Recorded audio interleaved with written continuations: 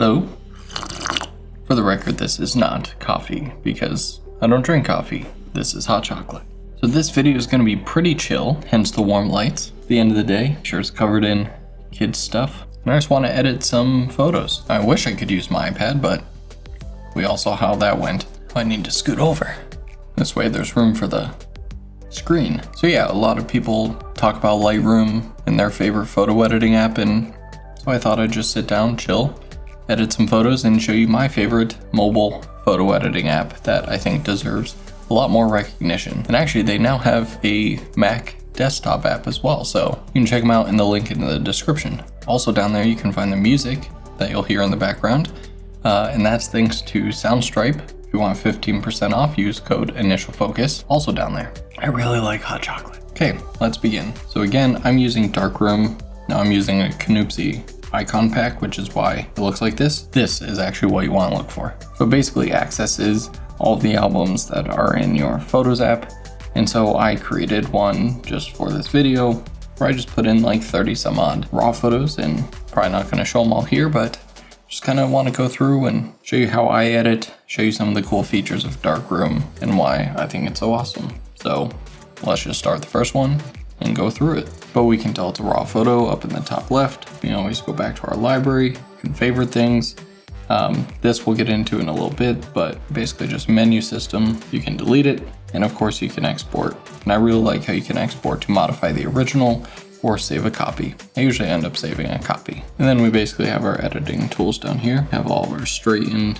Here you have your filters, which is nice because you can easily create your own, save your presets. So if you're shooting in the same environments or just have the same style, want to get a consistent Instagram feed going, you can create a new filter, save them. You can see that I have a ton. And then here you kind of have a little bit more manual control sliders for your exposure, tints, and all that good stuff. You got your curves. If your hues we can adjust, which I've really started diving into those since I've noticed a lot of iPhone RAW photos are really looking yellow, especially on the skin tones. And then it actually shows you your history, which you can go back and undo to a certain point, or you can copy all of the edits to then paste on something new, which you'll see shortly.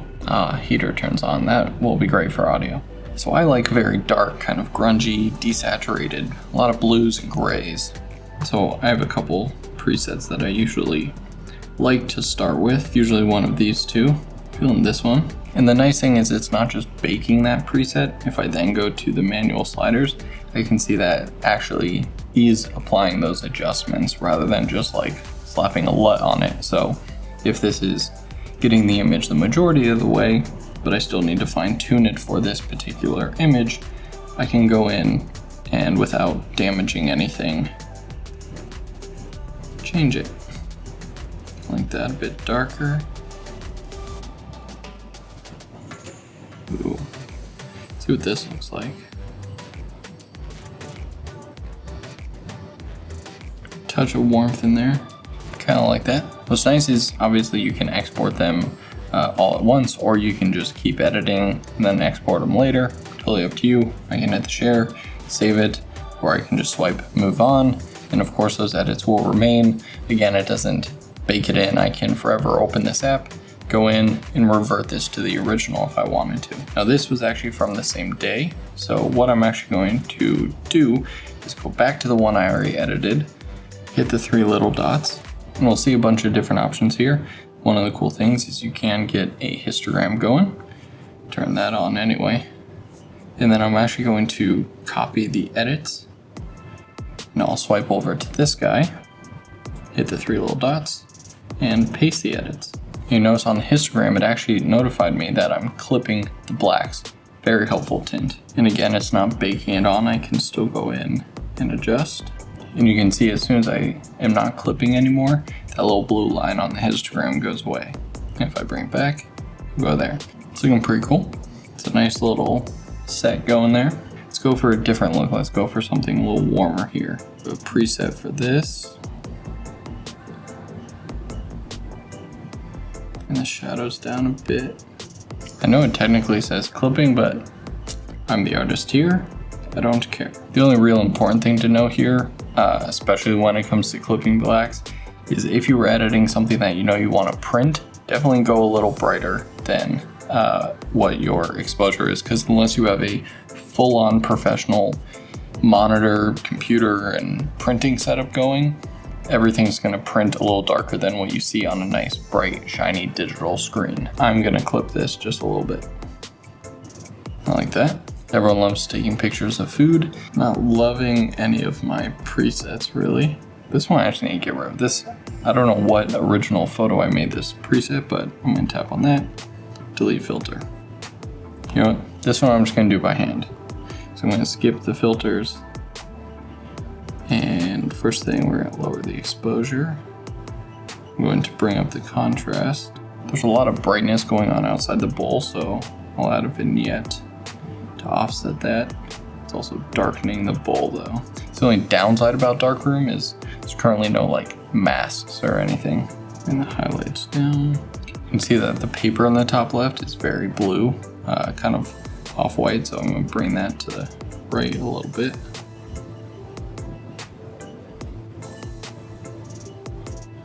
Desaturate the deeper blue. And now it's actually looking white. Yeah, I like that. And you can actually press and hold on the screen anywhere, and it will show you the before. Then when you let go, it'll show you the after. It wasn't a terribly great shot to begin with, so that's the best it'll be. Ooh, I remember this one. Cloud ones, these usually become a wallpaper or something. I got a hint of the cell phone tower, so I just gotta crop that out a bit. You know what, I'm gonna change aspect ratio, and I'm gonna go here, and then just kinda pick the composition I want.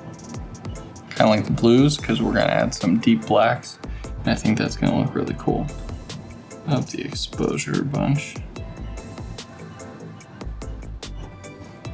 Now normally you want to do like noise removal to remove grain, but there's already a little bit there, and so I'm going to see what adding a little bit more grain does. Go real hard and then scale it back. Kind of like a little touch of grain on this one, add some nice texture. Definitely like the vignette. Looks good. Got a little woods vibe going here. I'm going to go manual on this one as well. I hate the clipped sky in between the trees. Especially the thin trees, it makes it look just really gross and digital, but it is what it is. And pulling back the highlights helps a bit. I don't think we need to go crazy with this one. Maybe a little bit too much yellow. Yeah, kind of like that reddish color. Looks good. All right, so now we got a studio one.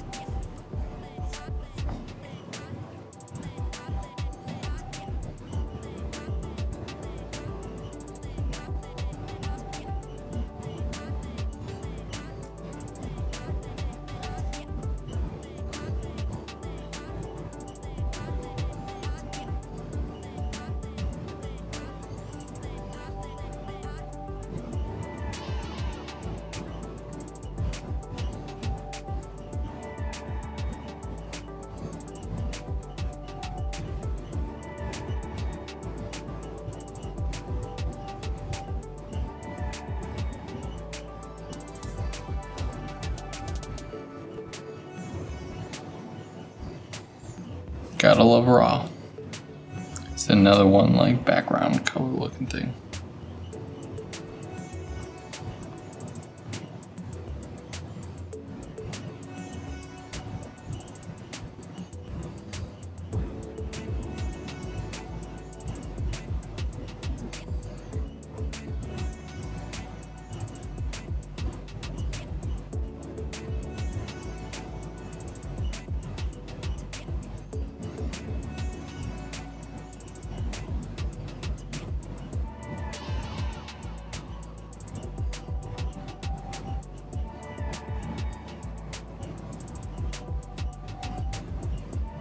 I really like that one.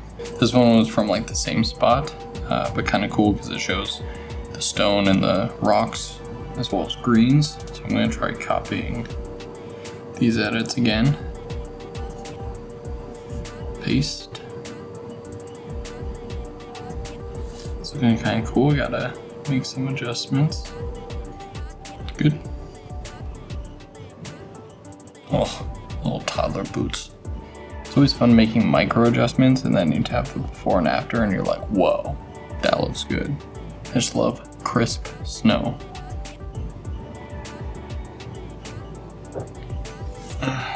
So good. I don't even want to change anything else.